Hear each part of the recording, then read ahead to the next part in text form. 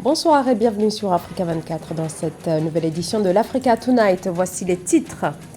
En Afrique du Sud, la commission chargée de l'organisation des élections exige, en raison du Covid-19, le report des élections municipales prévues en octobre prochain. La mesure n'a pas encore été validée, mais elle divise la classe politique, vous le verrez. Résurgence de la poliomyélite de type 2 en Gambie. Le pays déclare une urgence nationale de santé publique après la confirmation de 2 cas. Vers peut-être l'inscription de la rumba congolaise au patrimoine culturel immatériel de l'humanité. Une campagne officielle a été lancée mardi à Kinshasa pour promouvoir l'inscription à l'UNESCO de ce genre majeur de la musique africaine. Mais avant de développer ces titres, le Niger est de nouveau la cible d'un nouvel attentat. 17 personnes ont été tuées ce vendredi soir dans une attaque perpétrée contre le village de Tiem, situé dans la région de Tillabéri à l'ouest du pays, dans la zone des 3 frontières. Le bilan fait également état de 5 blessés. Les autorités locales parlent d'hommes armés comme étant les auteurs de cette attaque qui n'a toujours pas été revendiquée. Les députés de la région demandent au gouvernement de prendre les mesures nécessaires pour renforcer la présence des forces de défense et de sécurité, mais aussi de revoir les mesures de l'état d'urgence instaurées dans cette zone. En Afrique du Sud, la commission électorale a saisi la Cour constitutionnelle pour examiner la possibilité d'un report des élections municipales en février 2022 en raison du contexte sanitaire. Une proposition fustigée au sein d'une partie de la classe politique qui plaide en faveur du maintien du scrutin à la date prévue, c'est-à-dire le 27 octobre 2021. Nathalie Moore. La Commission électorale indépendante de l'Afrique du Sud souhaite le report des élections municipales prévues le 27 octobre 2021. L'organe électoral sud-africain estime qu'une élection libre et équitable ne peut se tenir avant février 2022 dans le pays. Pour cause, seuls quelques partis politiques ont les moyens d'organiser des campagnes électorales par voie électronique. La Commission électorale sud-africaine craint l'illégitimité du vote. Les élections risquent d'être annulées et en fait, si elles ne sont pas libres et équitables, elles sont inconstitutionnelles et doivent être annulées. Mais les conséquences ne se limiteraient pas au juridique, elles auraient aussi des conséquences sociales et politiques. Si les élections ne sont pas libres et équitables, elles n'auront aucune crédibilité. La société ne respecterait pas le résultat. Les partis politiques s'opposent au report des élections à 2 mois de la tenue du scrutin, une décision anticonstitutionnelle de leur avis. Alors que la commission électorale a saisi la Cour constitutionnelle pour examiner son recours, les formations politiques d'Afrique du Sud réagissent. Elles indiquent que seul le Parlement a vocation à amender la Constitution. Nous ferions une grave erreur si nous permettons à la Cour constitutionnelle de dicter quand et comment la Constitution peut être amendée. De plus, l'administration locale est en crise, donc nous devons maintenir le scrutin pour que la population choisisse ses dirigeants.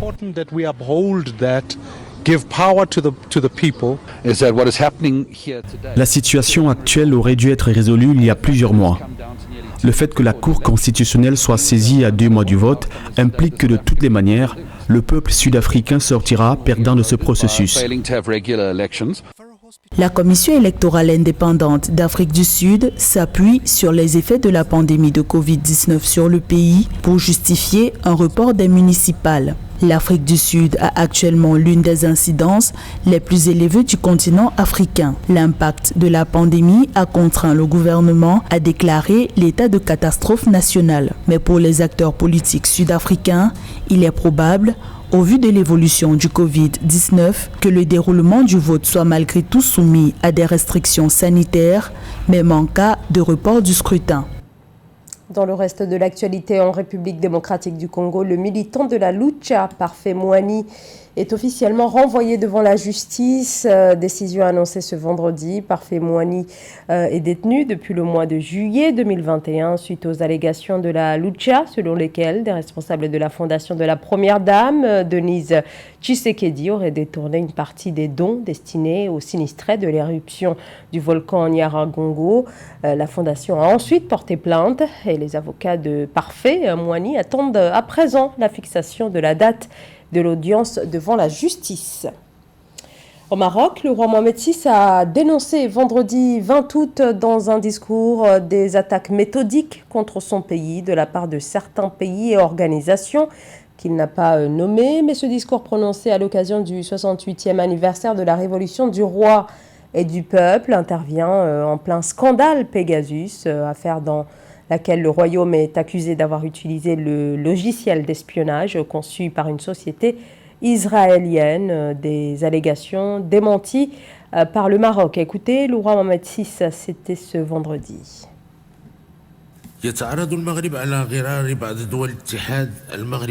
Le Maroc, au même titre que certains pays au Maghreb arabe, fait face à une agression délibérée et préméditée.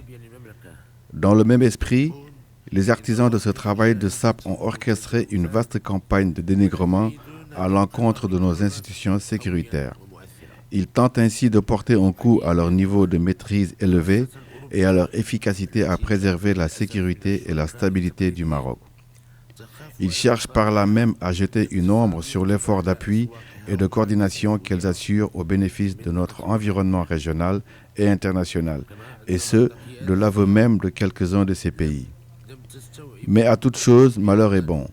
Par leur menée, les ennemis de notre intégrité territoriale ne font que renforcer la foi et l'engagement déterminé des Marocains à défendre sans relâche la patrie et ses intérêts supérieurs. À ce propos, nous affirmons être déterminés à maintenir résolument le cap, n'en déplaise aux adversaires agacés et aux envieux consumés par la haine vouée à notre pays. Les ambitions des services postaux en Tunisie, des services face aux défis de la digitalisation, des défis exposés notamment au congrès de l'Union postale universelle qui se tient actuellement en Côte d'Ivoire. La Tunisie est l'un des pays qui participent à cet événement. Amenedji. La Poste tunisienne offre une diversité de services aux populations pour répondre à leurs besoins. En tant que pays membre ayant intégré l'Union postale universelle le 1er juillet 1888, ses attentes sont grandes à l'issue de ce 27e congrès mondial qui se tient à Abidjan en Côte d'Ivoire. Elle touche en effet de grands axes stratégiques que sont le développement des relais de croissance et l'accélération du commerce électronique avec à long terme la mise en place d'une future banque postale rêvée depuis 2004. En plus de la densité physique du réseau de la Poste tunisienne, on compte de plus en plus sur les canaux digitaux pour faciliter l'accès du citoyen au service de la Poste, que ce soit les services postaux ou bien les services financiers. Donc les services postaux, c'est le volet traçabilité ou bien la commande, par exemple sur le produit, je rappelle MyPost, tu peux même ouvrir le compte courant postal sans même remplir le formulaire. Simplement, tu introduis tes données. Même la signature, ça se fait donc sur le mobile. Donc on a adopté cette logique-là pour donc avoir une complémentarité entre le réseau physique et le canal digital. Le Postal Development Report 2019, présenté par l'Union postale universelle, a attribué à la Poste tunisienne le prix du meilleur opérateur postal à l'échelle africaine et arabe et la classe au 47e rang mondial sur 175 pays. La Tunisie gagne ainsi 2 places par rapport à 2018. Une performance due à sa réelle implication dans la promotion de l'inclusion financière. Je rebondis sur le sujet de l'ouverture du secteur postal aux acteurs privés. C'est qu'on doit avoir une logique de partenariat avec ces acteurs-là. Parce que si on regarde, par exemple, le secteur du commerce électronique, il est détenu à 80% par Amazon, Alibaba et les autres grands géants mondiaux. Et l'opérateur désigné ou bien l'opérateur postal n'a que 10 ou bien 15% de part de marché. Surtout présente dans les régions côtières du pays, la Poste tunisienne compte 1200 points de contact, 10 000 employés et mise fortement sur les canaux digitaux où le service doit être désormais vu comme un levier de développement de l'économie africaine.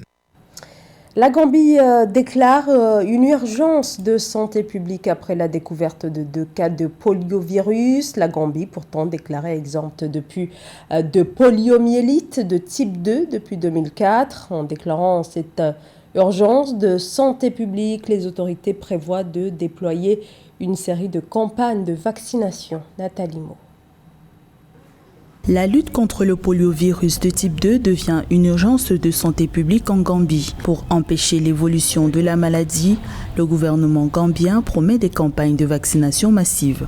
La stratégie sanitaire vise à immuniser 382 908 enfants de 0 à 59 mois. Les autorités incitent également les parents à être réceptifs à la campagne vaccinale.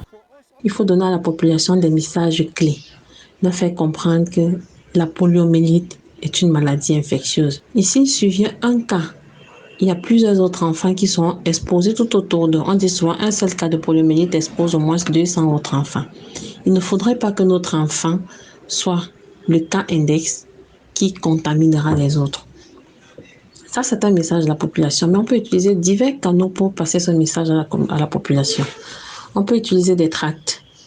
On peut utiliser des leaders d'opinion. Les leaders d'opinion sont vraiment très essentiels ici. Dans un communiqué le 18 août 2021, le ministre de la Santé publique, Amadou Lamine Samaté, a déclaré que des échantillons prélevés dans les eaux usées de la capitale Banjul et de la station balnéaire de Kotou avaient été testés positifs au poliovirus de type 2. Les autorités gambiennes assurent avoir amélioré le système de surveillance afin d'augmenter la sensibilité et la qualité dans le suivi des cas de polio en circulation. Il y a une surveillance qui est très importante, la surveillance active. Là, le personnel de surveillance de santé publique qui a été désigné est impliqué directement dans la détection des cas. Il n'attend pas comme dans la surveillance active, passive. C'est lui qui est impliqué. Il va dans les registres, il recherche des cas selon les signes et symptômes, des cas qui pourraient ressembler, qui pourraient concorder avec la définition d'un cas de paralysie flasque aiguë. Ils recherchent ces cas, ils appellent, ils essaient d'avoir l'évolution de ces personnes. C'est ça, ils font une recherche active dans les registres. Ils peuvent également aller dans la communauté, organiser des mini-campagnes dans la communauté, informer les leaders d'opinion dans la communauté pour pouvoir rechercher ces cas. Aller vers les thérapeutes. La Gambie avait été déclarée exempte de polio en 2004. En août 2020, l'Organisation mondiale de la santé a déclaré les 47 pays de sa région Afrique libres du poliovirus sauvage après 4 ans sans nouveau cas. La polio est une maladie infectieuse causée par un virus qui infecte le système nerveux et peut entraîner une paralysie irréversible. Une campagne officielle a été lancée dans la capitale congolaise, Kinshasa, afin de promouvoir l'inscription de la rumba congolaise au patrimoine culturel immatériel de l'humanité. Une inscription convoitée 5 ans après que la version cubaine de la rumba ait été admise au patrimoine de l'UNESCO. Jacques Mbouka.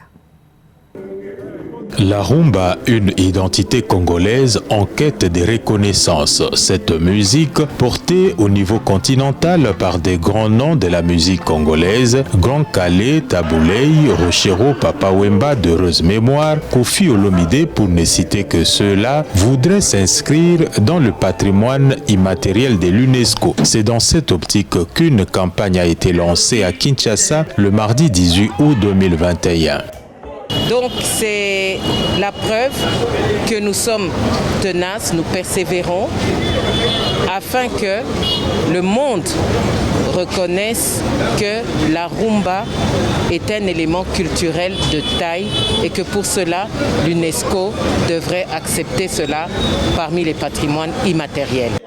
En présence de plusieurs personnalités du monde de la culture, la campagne pour l'inscription de la rumba comme patrimoine de l'UNESCO a été lancée à l'Institut national des arts. 2 pays s'engagent dans cette campagne, à savoir la RD Congo et la République du Congo, qui partagent le mieux cette culture.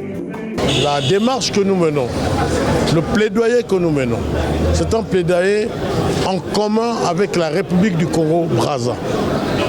Et si nous en sommes arrivés à ce stade, c'est grâce aussi aux experts du Congo-Brazza. Et donc il y a un colloque qui s'organise là-bas, un colloque national, mais ils nous ont associés. C'est donc une initiative bien louable que mènent les 2 pays auprès de l'UNESCO. La rumba a transcendé les frontières avec des chefs-d'œuvre comme Indépendance Cha-Cha des Grands Calais, pour ne citer que celle-là. La démarche engagée doit être soutenue au niveau politique et s'accompagner par plus de reconnaissance des pionniers de cette musique qui sont décédés sans avoir réellement bénéficié de leurs œuvres, notent les observateurs.